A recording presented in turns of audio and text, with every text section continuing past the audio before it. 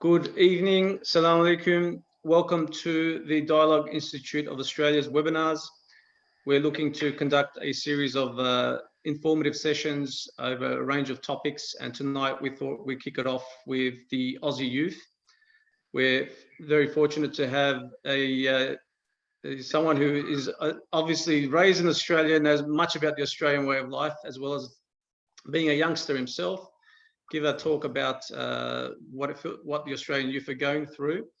But before we do that, I just wanted to say a few more things. If you would like to ask any questions, you can do so on the chat page.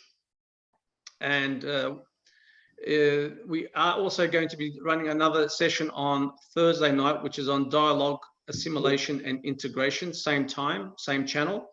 So we look forward to seeing you there and then. And now we'll move over to our presentation. So Mohamed Aksu is now going to be called Dr. Mohamed Aksu after he completed his PhD he'll probably tell you, he'll correct me in a second, but on the film industry and its portrayal of Muslims or Islamic figures in Hollywood and beyond. But in terms of his general work, Mohamed's been involved in community activism for a couple of decades now, been involved heavily with youth initiatives and youth programs. So he's a person that knows quite well, has some insightful information about what the youth of today, not just the Muslim youth, but youth in general are thinking. And without stealing much more of his thunder, Mohamed Aksu Abi, over to you. Assalamu alaikum, everybody. Ahmed Abi, you did a good thing by starting with me, because you're going to start at the very worst, and then the only way is up from here. So I like the way you're going about this, inshallah. So, arkadaşlar, good evening. I hope everybody's well, inshallah. I've been asked to talk a little bit about understanding the youth and understanding Australian youth or Western youth, and how this influences us as a Hizmet or as a movement. So I'm going to try to at least share some of my ideas and thoughts with you. I don't think I'm the right person to do this. Late last year at the Zumras, at the AUF conferences, there were some wonderful presentations by Ruveyda Hoca, by Gökhan Hoca, and by Ahmed Said Abi, and I highly recommend their thoughts and ideas. I think I'm a little bit disconnected from what is actually going on today. So if you want real wisdom, you could probably hit those people up and they'll probably give you more insightful things. If you want weird presentations and weird facts and strange stuff, then you've come to the right place, inshallah. So I'm going to start by talking a little bit about Australia and Aussie youth, and then just try to talk a little bit about Australian Muslim youth and try to understand what kind of challenges they go through, what their lives are like, or the things that they face today, and what this means for us as a movement and as people who are interested in trying to help foster and grow the youth and try to help them with their lives. So bear with me, inshallah. I'm going to start my presentation now. So I hope that's working. And Ahmet Abi, tell me if it's all going well. So this is my presentation, arkadaşlar. So yeah, so bear with me, inshallah. So, why aren't you working? Okay. All right, there we go. Okay, now it's working. All right, arkadaşlar, I just wanted to briefly speak about Australia a little bit. Australia is a really strange country. It's very unique. It's very different. It's Western, but very unique in its own circumstances. But just to briefly try to understand this, and we're living through it at the current moment as a great example. And my screenshot at the bottom of this slide is a good example of this. I'll dabble into Turkish from time to time. Yani dünya kasıp kavruluyor şu anda. The whole world is being impacted by coronavirus. Things are upside down, etc. And it seems, if things continue to go the way that they are going, that Australia is going to get through this whole issue without a massive, massive impact. Of course, we're talking pretty prematurely, but that has been the case of Australia for most of its time. Its physical distance, its small population, etc., allows it to be shielded from a lot of the big issues that we see across different parts of the world. And for this reason, this saying that Australia is a lucky country is used quite often. So yeah, it's kind of connected to the rest of the world, but its own physical distance. It doesn't seem to be impacted by all of the things that happen around the world as much. Well, besides climate change, we saw that late last year and early this year, how it seems climate change is going to be one of those things where Australia is going to cop it more than anywhere else. At the same time, and the thing that we're going to concentrate a lot on during this presentation is the social makeup of Australia. And Australia is, as they call it, an immigration nation, a nation built on people coming from overseas to make a better life for themselves here. So that's an important factor. Another important factor that I'll be talking from time to time, even I'm too young for that, and that's saying something. We are in an interesting period of Australian history where for, how long do we say? Almost 20 to 25 years, there has not been any real massive economic problems. And, you'd have to be pretty old. You'd have to be getting close to the age of 50 to know what an Australian recession was like. I remember it when I was quite young, and they were talking about high unemployment, etc. So Australia has a very unique, a unique set of standards or its own environment. At the same time, there are these interesting myths around Australia, about subduing the wild, overcoming nature, the difficulty of nature, the dry desert nature that Australia has. We had this thing called the White Australia policy, which was exclusively racist towards people of color, and there are a whole lot of issues. So it's a unique place. A lot of the time we like saying Australia, İngiltere'nin eyaleti. Australia is, like America. Australia is this and that. Yeah, I'm sure it's influenced by the West. It's greatly influenced by Britain, but it's very unique in its own way as well, and it has its own issues and own problems that we will hopefully try to understand a little bit today. The lucky country quote is this actual quote that I've put in here. And it's interesting, most of the time we talk about the first half of the quote and we don't talk about the second half of the quote. The second half of the quote is that Australia is a lucky country run mainly by second-rate people who share its luck.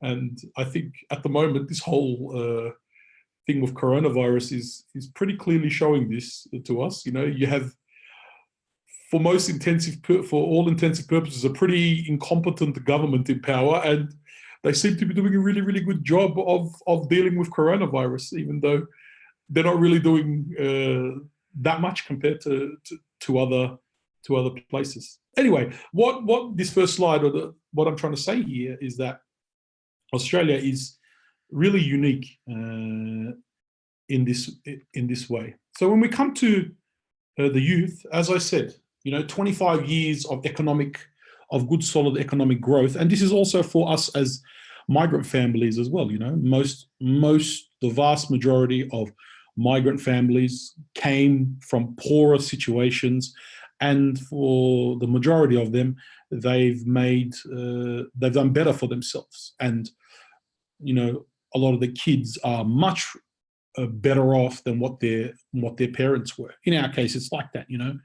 If you're the child of first generation immigrants, think of the house that you lived in when you were with your parents, think of the cars that you drove, think of all of the things that you have, compare it to what you have now. And you'll see that, there's a burgeoning middle class, a really growing middle class. Does this bring challenges? Does this mean that these people are şımarık or nankör or rich, zengin bebes, or all these kinds of terms that we might hear from time to time? But it brings with it its own standards. And, Australian youth are better off than probably most of the youth in the world. I don't know, outside of some of those Gulf countries with oil and that. I don't think. I think Australian youth would be some of the richest in the world. But at the same time, they're also very worried about their futures. You know, it's their parents and their grandparents who have really, really got rich. They're well off as well, but it's the people above them who are actually really rich. And when we talk about Western communities, we talk about the idea of individualism and the idea that the individual person is the most important thing in culture. I think this idea may be true sometimes, but not all of the time. You know, as much as we may see people people can be very selfish in Australian culture, but then at the same time, people can be incredibly generous depending on what the situation it is and what is going on. Like, for an example, I was lucky enough to take part in helping out with bushfire relief a few months ago, and to see people, you know, donate hundreds or thousands of dollars worth of goods to people who are suffering. I personally had heard of that, but I hadn't really seen it firsthand. And I think when the conditions are right and when the situations are right, people in this country can be very, very generous, can be very charitable. And the youth similarly can be in like that as well. But the conditions need to be met and the situation needs to be communicated in such a way that that happens, you know. You hear of, and even during this coronavirus times, I'm sure you would have heard of a lot of generosity and at the same time a lot of selfishness by people across the board. Last year, we had an event with Karim El Ansari, who'd done a lot of research on the youth for the UN. And he said that Australian youth's biggest worry is climate change. So their single biggest thing that they're most worried about is the environment. And it's important to understand that because, you know, what are our priorities? And what are the priorities of our children and our grandchildren going to be? And I also did not see any politician truly understood them or represented them in a manner that they thought was adequate. So Labor, the Liberals, everybody did not understand the priorities of the Australian youth. Just some things to share with you guys. You know, from a young age, even in our time, Australians grow up loving the environment, loving animals, flora and fauna. They have a real attachment to that in that way. With the youth of today, they've also become a lot more globally aware. You know, I hear very interesting things. Like, I've heard young people who have very good relationships with people overseas who they have never met face to face. They may have only spoken over the internet or over the phone. And this is a result of social media. These are things that most of you know. It's not really stuff that is very surprising to you. And because of this, they can be interested in interesting causes all across different parts of the world, because they live in a much more globally connected environment. And from what I've seen, you know, Australian youth like the idea of being part of these large things, these large initiatives. You know, and so this, to me, from what I've seen, Australian youth do want to help, and they want to change things. They want to be part of a movement. And once again, as I said before, it comes back to how these things are communicated, and for them to buy into them or want to be part of those kinds of things. Another thing that's important is to understand, you know, when I used to teach business management, there were some statistics there about how 50 years ago, a person would have in their lifetime, you know, 2 to 3 different jobs. Whereas today, you know, this could be up to 10 or more. People are dynamic. They move through different industries and careers very quickly. And once again, this can lead to this idea that today's youth are not as loyal, as not as sadik as the people from the past. If you ask the youth, they say, well, if you ask them, they'll probably say, well, there's no reason for me to be loyal. The people who are employing me are taking advantage of me. So they probably have more power in that way as well. You know, a lot of our parents, from the migrant perspective, they came here, they found a job, they found a roof over their heads, and they stuck in there and they tried to survive. And even the first generation kids, you know, a career, a job, and we try to hang on to that as much as we can. Our children, or the children that we are doing pastoral care with, they have more luxury in this regard. They have, I feel, a greater ability to choose, a greater trust in themselves to choose, and a greater ability to move between jobs and industries if they actually feel like it. I wanted to add this in because there's a lot of criticism about these kinds of things, this idea of that. And once again, the thing that I'm talking about is coming back to this idea of the right conditions for inspiration. I remember with my Dassan Abi, we used to drive him crazy by saying, I don't care about that, Abi. You're telling me that, you know, you're telling me I've been rude, or you're telling me something happened. And I would just say, I don't care, because I don't want to worry about it. And today kids say, whatever, you know, whatever happens is whatever happens. I don't think, once again, this doesn't necessarily mean that Aussie kids hate everything and do muhalafat for no reason at all. It's all about how we connect to them and inspire them, you know. What I was also trying to say here, and there's a culture of tolerance. In other words, a culture of accepting people for who they are. Chokkafa yormadan, not really being worried about what people are think about each other. So the point I was trying to make is a lot of the youth today will be comfortable with a lot of decisions and people's choices in lifestyles that people 20, 30, 40, 50 years ago may not have been. You know, this could be people who are not religious. This could be people who are homosexual. This could be people who have, you know, different philosophical beliefs, etc.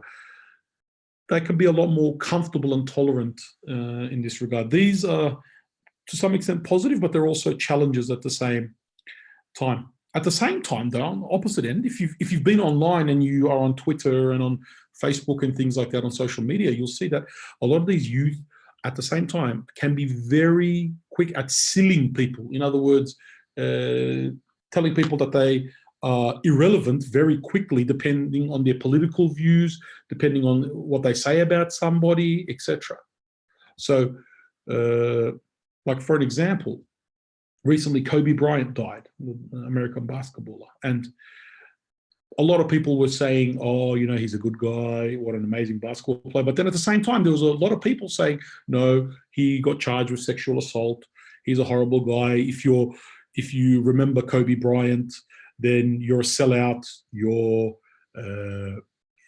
enabling sexual predators, etc., etc. So there is a culture of insanları silme culture that is quite started to become quite popular in this day and age as well. So especially kids who are kind of like politically active,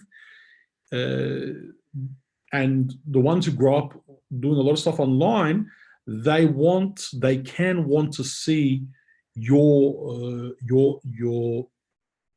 opinions on things, and if your opinions are not solid or your opinions are not consistent, they can they can cross you out and not respect you anymore quite quickly. I'm seeing this a lot more online. As I said, I believe, you know, we have a lot of negativity about these people, but I believe that if we can make Australian youth can respond if they really believe in something, and I think that they can be quite passionate in once they find the thing that actually drives them or makes them quite happy. So I'm moving, or quite inspired. I want to move on to Australian Muslim youth I don't want to spend a lot of time because I've got a limited amount of time. I've got a long quote here that I really wanted to share with you guys. And it's about the thing I was talking about earlier, about Australian identity and how Muslims youth fit in. So this long quote talks about how in the early days of Australia, Australians regarded themselves as a special kind of British people.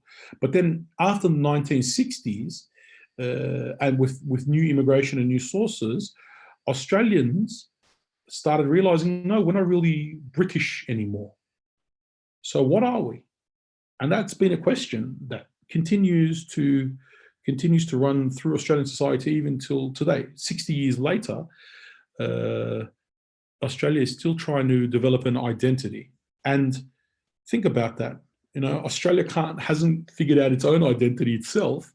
And then on top of this, we're talking about Muslims here who, for a lot of purposes, are kind of stuck between two worlds in their own way. So it's a complicated situation that Australian Muslim youth are in. And it needs to be discussed carefully and tried to understood when trying to engage with youth. So just to begin with, you know, even if Australians don't know what they are, it's very hard to say this is what being Australian is. They can definitely tell you what they aren't.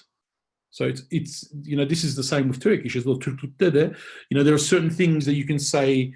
It might be hard to say what you are, but it's pretty easy to say what you aren't. So for an example, in Australia, we hear this a lot, you know, Australians are not, they don't want Sharia, they're not extreme lefties, they're not communists, they're not terrorists. So explaining what you aren't is easier than explaining what you are a lot of the time. So, and sadly, Australian Muslim youth fall into being, into that category of being what you aren't or the other. A lot of the time, Australianness is explained by contrasting it against, you know, Islam to some extent, saying that, well, we're not that. That's definitely what we aren't. So then how, what do we do about our Muslim youth if this is the case? You know, if Australian identity is, you know, loosely based on Western Christianity and at the same time increasingly secular, if it's, you know, about mateship, if it's about sacrifice, supposedly about fair go, etc., Muslims don't really fit in, or they're asked to change in order to be able to fit in. And this is at the core of a lot of the research that I've done when looking at Muslims as they're shown in on the cinema and in TV shows. I remember in 2013, we went to Turkey with Professor Sev Ozdowski, who's a dear friend of ours. And when we were in Istanbul, he was saying, Mohammed, this is an old culture. It's hard to live in an old culture. Old cultures are set. They're not flexible. They don't accept people from different cultures. And I was kind of saying, yeah. And he would say, it was easier for me to go to Australia. Australia accepted me. And I would always think inside my head, I never really said it to him. Maybe I should have. I said, you know, Sev Amja, it's easy for you. You know, you're a Christian, you're pretty white. You came to Australia, you drank, you did everything. You were able to enjoy yourself in every single way. Whereas for me, it's a bit different because I look different. I can't partake in all of the cultural activities that you did. Australia might be a new culture, but it's not that easy to fit in Australia. So what we get then is this being in between, arkadaşlar. Muslim youth, and it's not only Muslim youth, you know, this is immigrant youth, but to some extent, especially when it comes to the media, primarily Muslim youth are kind of stuck in between, you know. So it's very hard to be Australian. You've got to leave your culture behind. And then at the same time, they may not want to be completely Turkish or be completely Arab or only be defined as being Muslims. So what do these people do? You know, how do they go about living? I remember I came across an interesting, I did a lot on identity, and I came across an interesting quote that I wanted to share with you guys. And Ian Eng, who's a professor on these kinds on identity and culture and stuff like that, she shares this idea that it's hard, it's uncomfortable to live between culture. So it's easier to just simply say you're Turk. Ben Türk'üm kardeşim. You know, dilim bu, müziğim bu, dinim bu. This is all my things. It's easier to do that. Or it's easy to say I'm Aussie and only be Aussie. But when you live between cultures, it's very difficult. She uses the term ambivalence. So you're not exactly sure of where you stand culturally, because culture can be a very strong, a source of strength for you in difficult times. But the reality is these kids, you know, our children, ourselves, we're kind of in between these things. And I also think at the moment, especially for the brothers and sisters who have got, you know, very direct links to Turkey, this is something that's difficult for us as well, arkadaşlar. Like, you know, for an example, Turkish culture was an important part of my culture for so many years, you know, being part of the Hizmet, teaching at the schools, etc. But at the moment, most of us are going through a difficult, a re-evaluation of our Turkishness because of the horrible things that have been happening in Turkey for the past 6 or 7 years to people from the Hizmet. Are we not? But the other day I was thinking about it. I was saying, I don't want to go back to Turkey. If the people in the jails, the garibans in the jails could be let out, olsun, they can have their country, they can have it for the rest of their lives. That was me saying that. It may not, you know, not everybody's the same. Not everybody has that same luxury that I might have, you know, everything, most of my family and everything is here. But that's the situation I'm at. Turkish culture and Hizmet culture, which were intertwined, they were together, Turkish culture and Hizmet culture were intimately linked to each other. This has been blown apart at the moment. So a lot of us are going through this. You know, a lot of us are going through what our kids are going through. The only thing is we're older, and you hope that we've matured and we can make sense of life more. But imagine if you were younger and you're a teenager and things hadn't settled for you and you were having these difficulties about not really understanding who you were, whether you were a Turk or an Australian, whether you were a Muslim or you were something not as Muslim. So how do these kids deal with this? How do they take the best of both worlds and be good and be successful at that without going astray? Or how do we help these young people deal with both of these things? And I think the Hizmet has a lot to offer in this regard if we know how to engage with the youth, because the Hizmet, in its essence, in its ultimate goals, is outward looking.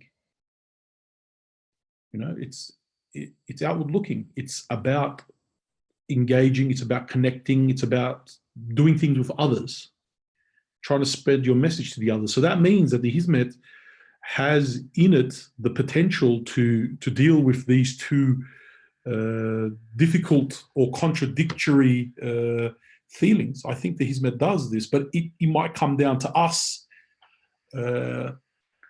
leaving our comfort zones and going out of our comfort zones. And this is the time for that. If we think about it, tam zamanı, you know, it's a time when a lot of things alt üst oldu. It's upside down for us at the moment. And this might be the time where we can figure out how to go forward and how to deal with these situations.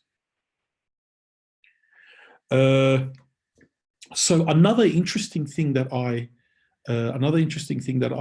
had come across, actually my wife came across this, she shared it with me, is how identity works and how religious identity can work. And it's how it's worked for Muslim youth in the West in the last 20 years or so since 9/11.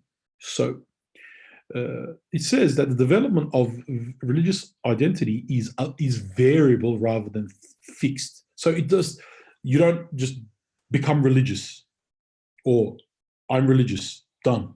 It can occur in stages. It can occur over time. So sometimes it's given to us. So it could be Western society which says you're an Arab, you're a Turk, you're a Muslim. Or it could be our parents saying, Oğlum, you are going to be Muslim, and that's the most important thing. You're not going to become a Gawr, you're not going to become a Kafir, you're going to be Muslim. And that's how they begin to identify. So they give us this identity. Over time, this becomes chosen. And when I read this quote, I saw this in myself. I said, yeah, our parents demanded certain things of us. But over time, I made the choice of wanting to become Muslim, wanting to live and have a Muslim identity. So I made that choice eventually. And I think the Hizmet played a huge role in allowing me to make that choice smoothly, confidently, and in a proper manner. And I think that's the thing that we can do. I think that's a massive thing that we can offer if we're talking about Muslim youth in Australia or in the Western world today, because the Hizmet knows how to balance that fine line between the positive things of Western culture and the beautiful tradition and dynamism and the great things of Muslim tradition and culture. So I think the Hizmet can play a huge role in this regard, because we have successful examples of how to balance between these two worlds. Successful people, successful institutions, successful relationships. We have a pretty good tradition of this. Yeah, we have negatives, about maybe our Turkishness is one of those things, our insistence. And I think a lot of that comes down to comfort. It's as I shared before, it's comfortable to live within one culture. But I don't think that was ever the goal of the Hizmet. If 1 million people were asked to leave Turkey at some time to go out into the world and open up, I don't think it was about us being comfortable in our Turkishness. I don't think Turkishness is so fundamentally important to Hizmet. I don't think it needs to be, and that might be something that we need to really get over. These points here, arkadaşlar, I came across from some of ISRA's research, summarized by I think Mehmet Özal Babi.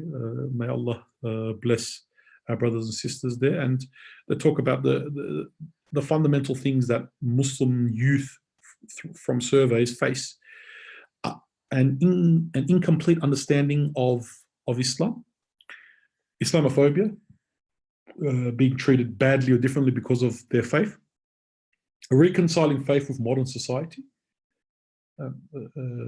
That's really important, and the bad examples of Muslims, bad khutbahs, the youth not really understanding. The adults not really understanding the youth and dictating things upon them. These are things that we've heard of a lot, and I think one of our biggest challenges here is the third point of. I don't think we have any trouble with this. I think we might have trouble with trying to reconciling Hizmet with Australian society to some extent.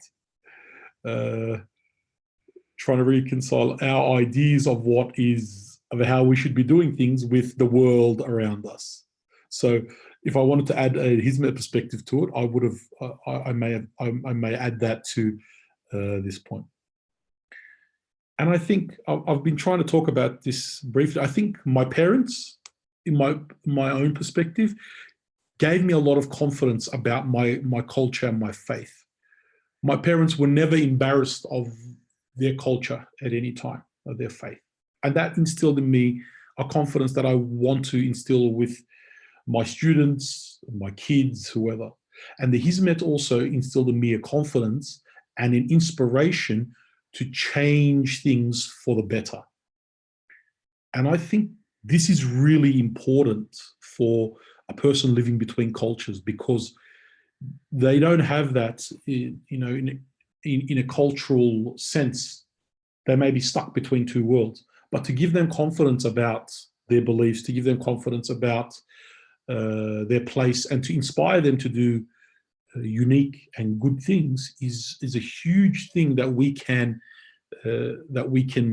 provide to today's youth. But we have to present it, show it without the baggage that we might have.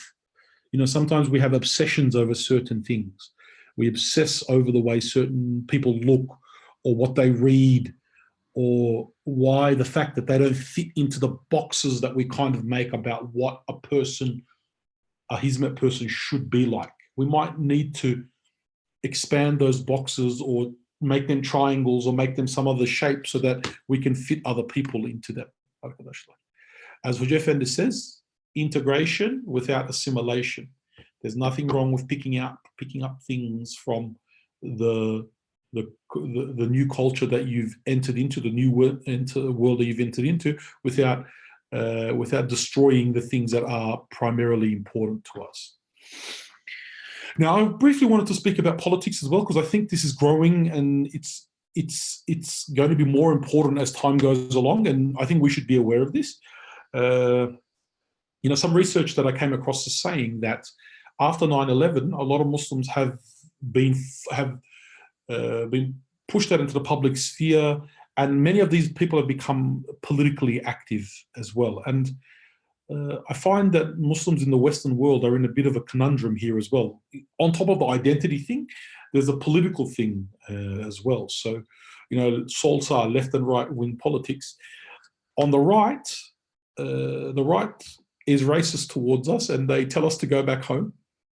So they don't think that we fit in. They think that we're trying to take over this country. So the right, for most cases, doesn't really like us.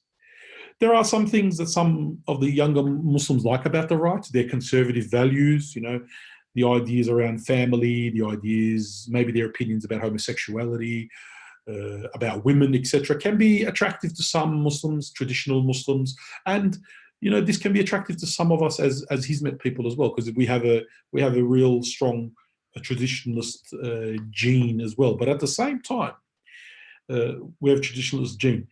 On the other end, the left is also very attractive.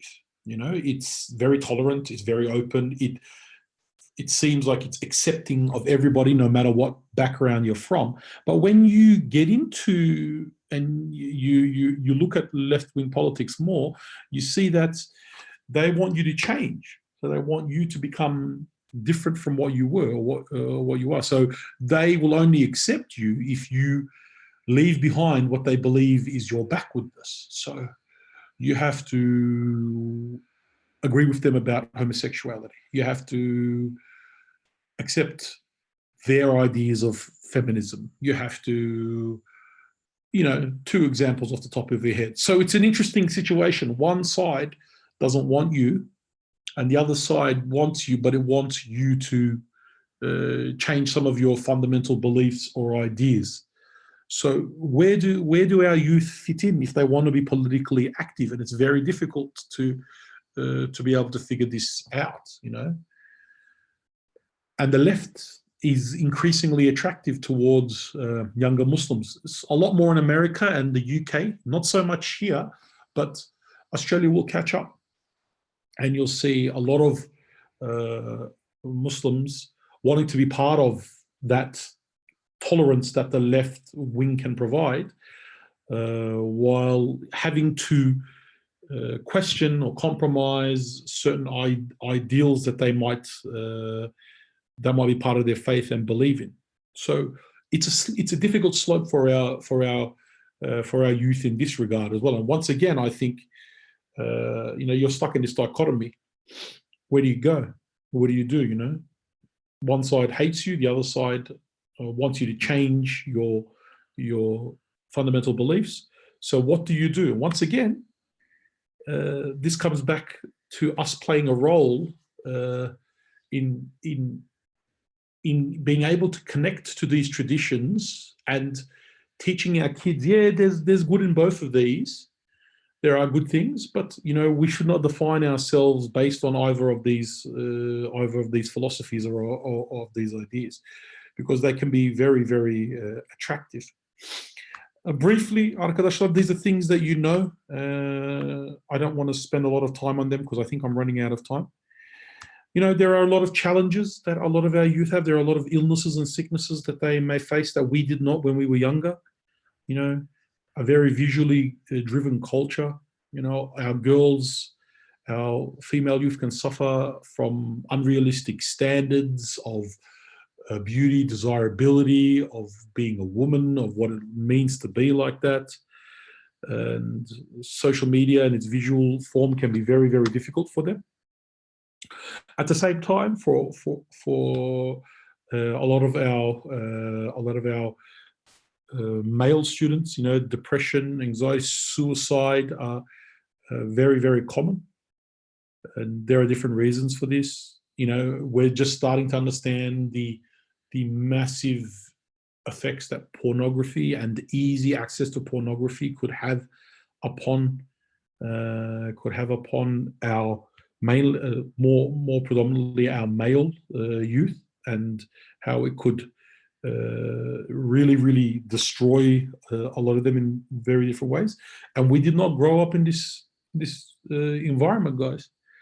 Like I would tell my students, we never took photos of ourselves when I was young. Some guy would take a photo. You might have seen the photo on the camera 6 months later, 1 year later, maybe. These kids take photos of themselves. They share them. They're so visually connected. How do we do this? And let's not even get into the games and all of the things that they can do online. I say to myself, if I was in year 10, 11, and 12 at the moment, and the kinds of games that these kids could play and the access that they have to the internet and stuff, I don't even know if I could have studied or I could have gone to university or done anything. I don't think I would have been able to. I reckon I would just be playing games all day. Honestly, it's such a challenge. And here, once again, we have to be aware of these things, and we have to try to help our students and our youth negotiate these things in an effective way. I think Gökhan Abi mentioned this in his presentation at the Zumra, so props go to him for this. These kids have got a lot more access to information. They can fact check you straight away by pulling out their phones and saying, did the Abi know what he's talking about when he's giving a sohbet? So are we changing the way that we are providing knowledge to our students and to our youth? Are we still asking them to sit there and read, a certain kind of book and only one kind of book? When I was a student in the 90s, they gave us they gave us Risale. And Risale was a door into an incredible world for me. Hoca Efendi's sohbets were as well. They were a huge a door for me. But, things have probably changed. There are 1,000 other books now that I can look at. So it's much more competitive. And I think, kind of being obsessed about reading one only thing, or one source of knowledge, I can kind of see that being a bit detrimental to us. And even if you guys have been listening to Hoca Efendi over the past couple of years, he says we need to go back and read everything and reevaluate things accordingly. I've heard him say, we should go back and start with Ghazali onwards and read again and try to make sense of things again. And to me, that's a message saying that maybe it's time not to limit or use our own sources of information to help our youth, because there's so much out there, and it's a very challenging battle to try to stop people from accessing other kinds of information. And the question that I've always come back to is, are we still, I don't think we are, but are we still, once again, is this the box? And instead of us moving into a different shape, are we still trying to push everybody into this definition of what the Hizmet is, or the way that people should be? I kind of want to finish with some points. Just, I don't want to take up all of your time. Just, these are questions that I think are very important, and or points that I think that are very important. What are we providing our youth with? A purpose? Are we giving them a vision? And to me, it comes back to that question: do we currently have a vision? And I think that our vision has been smashed up a little bit at the moment with what is going on, and we still haven't kind of been able to come back to our senses completely. Are we giving them a confidence? That confidence to me is key. I think that confidence is very important. Are we giving them a sense of community? This was the point that I wanted to make. We talked about how these kids are rich. We can't, back in the day, the Arby's would give you some ice cream, or they would take you swimming, and it's like you've done the greatest thing ever. It's not like that anymore. These kids have access to so many things in their home, and you can't really compete with that. But there are things that you can provide that they can't get, no matter how much money they have and how much, all of the physical things that they have. The sense of community, the sense of brotherhood that you can provide. No amount of money or no amount of cool gadgets and technology can give that. And we should be looking for that. Care, really caring about somebody. You can have all these physical things, but they may be missing out on the spiritual things. Genuine quality interactions, real relationships. That's something we can provide them. Stability, love. The feeling of love, being good examples. These are things that we can provide that no matter how rich they are, they may not be able to find them anywhere else. Are we guiding? Are we encouraging them? We're not being so judgmental. These are things that we can always provide. Ingraining them a sense of responsibility towards their community and humanity. As I said, these kids, if they believe in something, and it's packaged to them in a way that is attractive, they'll get on board. We see this across society. And maybe we need to ask them, what is it that we want? What is it that you want? Instead of us passing judgment about what we think is the best, let's just ask them what they actually need. And I want to finish with this. I want to come back to this point. Abiler, ablalar, my brothers and my sisters, on what's next for us.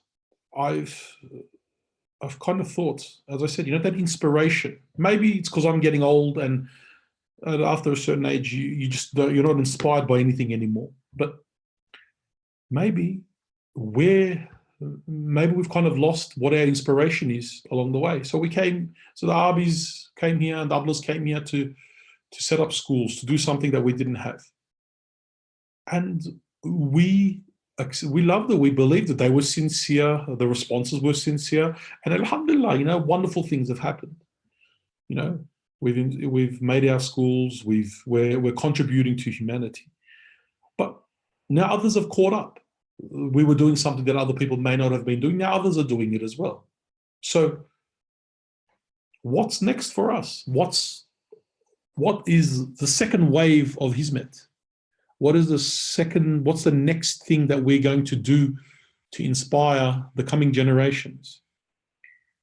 Or have I not understood what's going on at the moment? That's always a possibility as well.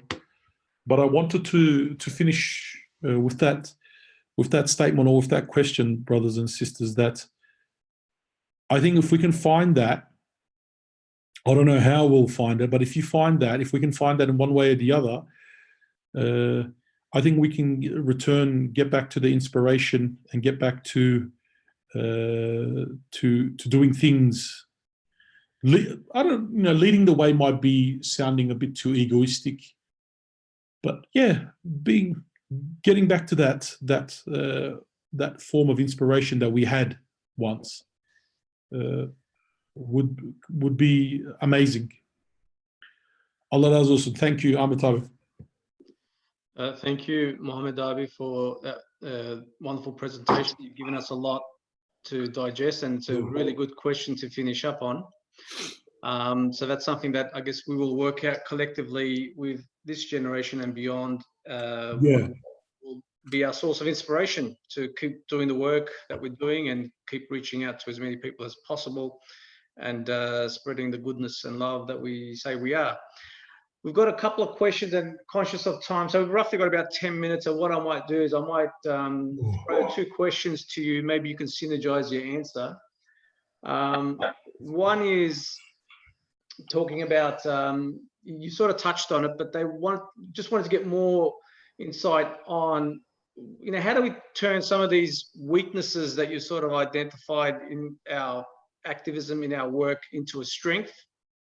And it sort of comes, and the second question sort of comes to your finishing off statement. How do we inspire? How do we remove barriers so that the youth feel more empowered, where they feel that they are owning it and feel more motivated to keep doing the work and sort of carry the flag to the next point, so to speak? So there's a couple of curveballs there for you to have a think about. If you want, I can go through the others while you're thinking about them. Or do you want to respond to them straight away? Let me respond, Darby. My brain isn't wired to be able to think that far ahead. It's very difficult to understand it. I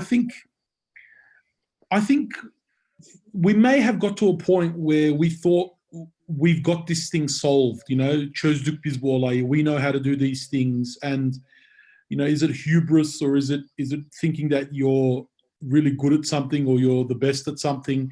And that may have hurt us to some extent, to think that we've got this down, we know the best way, we have the best practice. So maybe being humble and then going out and looking at what other people do, and trying to figure out what is the best way to turn these weaknesses into our strengths. I think the Hizmet can be very flexible. Many of our brothers and sisters work underneath very difficult situations and work and can be very flexible and dynamic and be successful.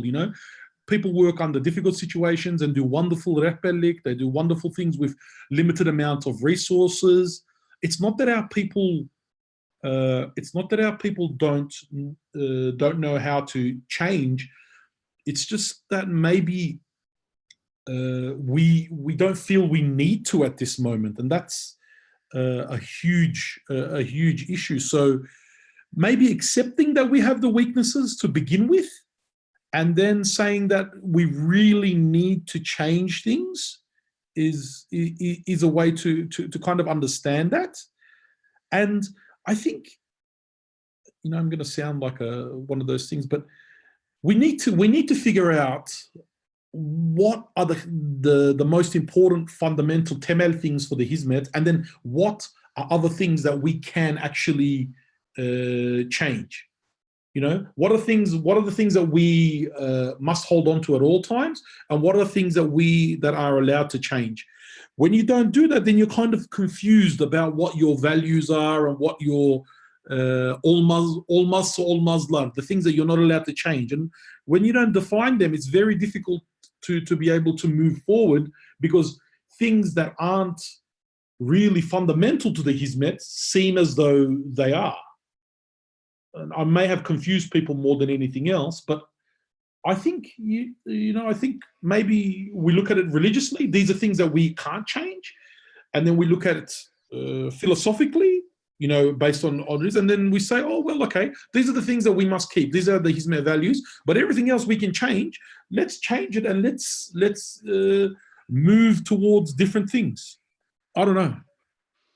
That sounds really good advice. I'm just sort of picking up a thread here in both the comments and the questions that are coming through. Yes. And from your experience, like the Tozi as a lot of Yes. Turkish Australians Yes. call themselves. Yes. They say that, this presentation is great, it's wonderful, but it should be really prescribed for a certain age demographic, those who are older. So the question is, and this is coming to draw out some of your experiences, maybe some tips and techniques for the youth of today. How could they reach out, and how could they sort of cut through and get through to those old dinosaurs like me to say, hey, look, can you please hear me out? How do, in a subtle and courteous, polite way, do you recommend them to sort of reach out to someone who is somewhat senior so that they can, one, provide their advice and, get their message across so that they can hear them out? Rather than it being one way, top down, how do we feed it back up as well? Some feedback as well as ideas. Abi, at times we can be very emotional about these things, and even myself, you come into things with a bundle of emotion and you want to change things, etc. I think being a little bit more soğukkanlı, being a little bit more objective is important, and also having a worked example of what you're talking about.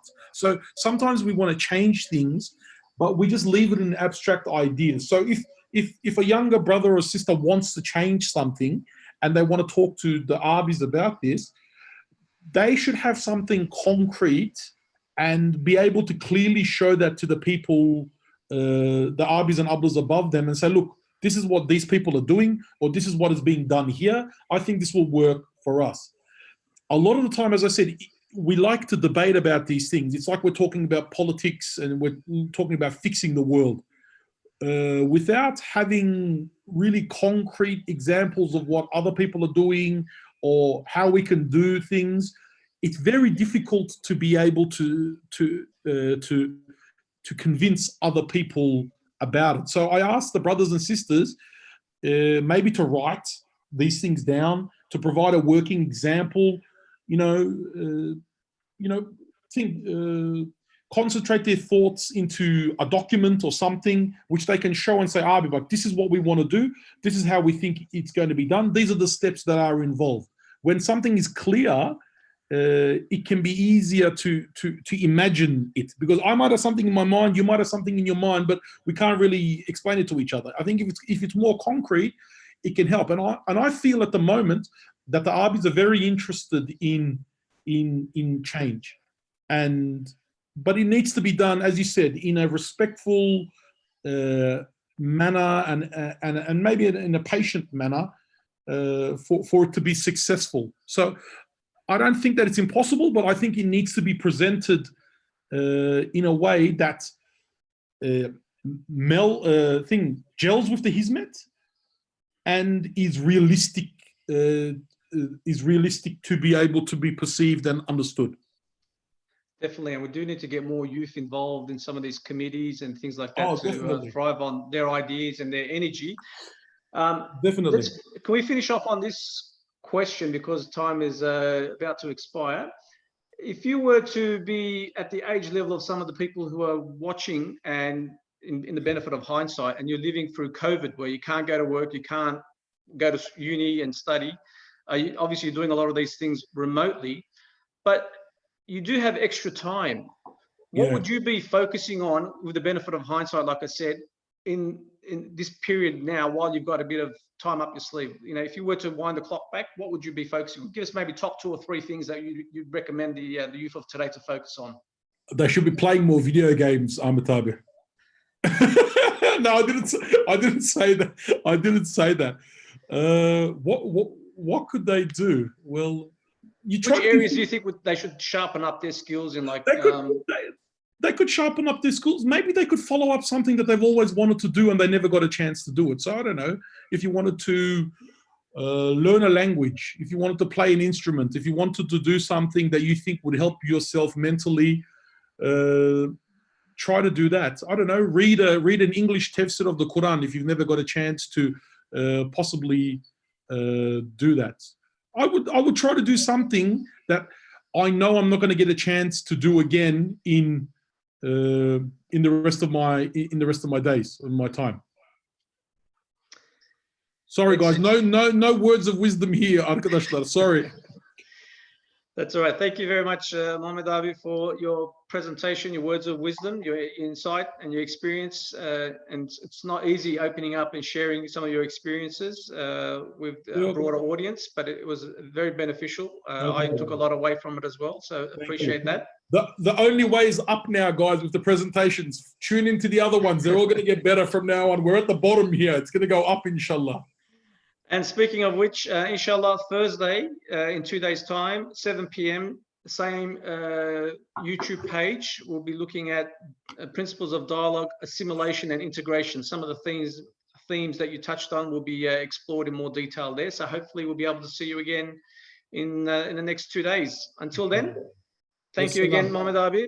Enjoy your evening, and Assalamu alaikum to everyone. Good night.